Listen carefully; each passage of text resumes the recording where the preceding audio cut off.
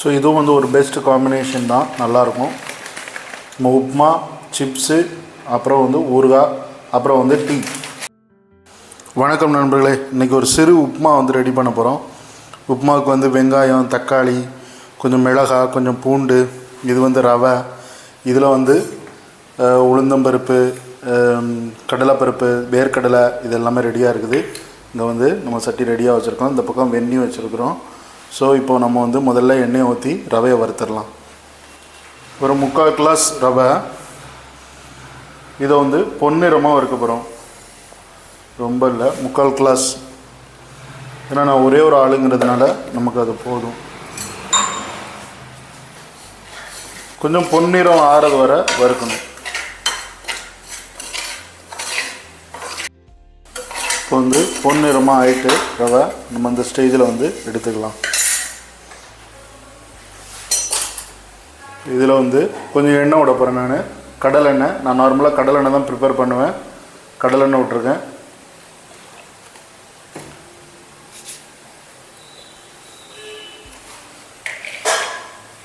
கொஞ்சமாக கடுகு போடலாம்.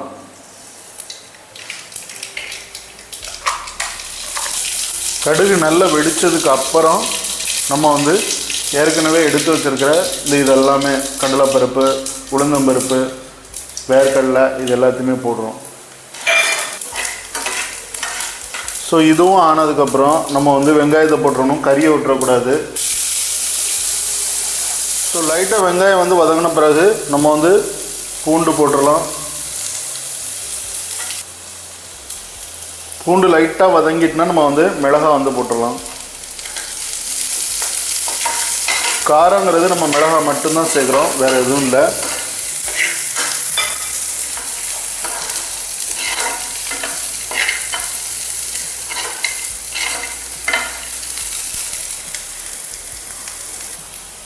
இப்போ லாஸ்ட்டாக வந்து தக்காளி கூட சேர்த்துக்கலாம். ஸோ நம்ம வந்து இந்த டைமில் வந்து உப்பு சேர்க்கலாம். உப்பு வந்து இந்த டைமில் கரெக்டாக சேருங்க. உப்பு தான் மெயின். நம்ம லாஸ்ட்டில் உப்பு கூட பார்க்கணும். தண்ணியை ஊற்றிட்டு உப்பு எவ்வளோ தேவை அப்படிங்கிறத பார்க்கணும்.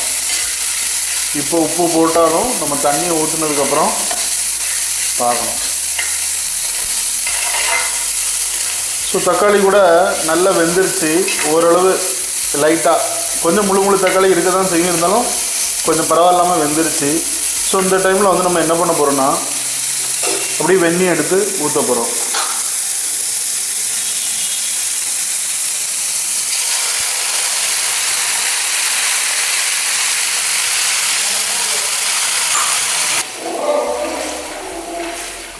ஸோ ஆல்ரெடி நம்ம வந்து வெந்நீர் தான் வச்சுருக்கிறதுனால நம்ம வந்து இப்போ என்ன பண்ண போகிறோம்னா இந்த ரவையை வந்து போட போகிறோம். நல்லா கொதிச்சிருச்சு, நல்லாவே கொதிச்சிருச்சு. சரி, இது ஒரு நல்ல ஸ்டேஜ். நம்ம இந்த ஸ்டேஜில் வந்து நல்லா கொதிச்சிருச்சு, தண்ணி எல்லாம் நல்லா இதாக வருது, தளன்னு. நம்ம இந்த ஸ்டேஜில் வந்து நம்ம ரவையை வந்து போட்டுடலாம்.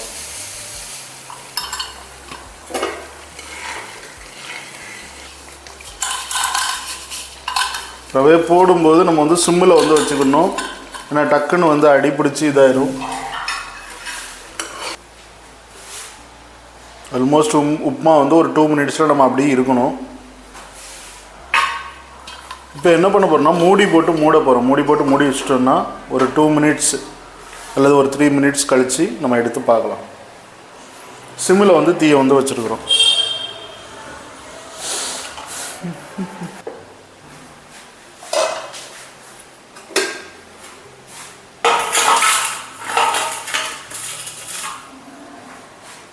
ஸோ உப்புமா வந்து ரொம்ப அழகாக வந்திருக்குது. ஸோ இதை நம்ம வந்து பிளேட்டுக்கு மாற்றி சாப்பிட்டு பார்க்கலாம். ஸோ அருமையாக இருக்குது. இது வந்து உப்புமா, இது வந்து ஊறுகாய், எலுமிச்சை ஊறுகாய் சாப்பிட்றதுக்கு நல்ல பெஸ்ட்டு காம்பினேஷன். ப்ளஸ் வந்து நமக்கு வந்து டீ வந்து ரெடி ஆகிக்கிட்டு இருக்குது. ஸோ இதுவும் வந்து ஒரு பெஸ்ட் காம்பினேஷன் தான், நல்லாயிருக்கும். நம்ம உப்புமா, சிப்ஸு, அப்புறம் வந்து ஊறுகாய், அப்புறம் வந்து டீ.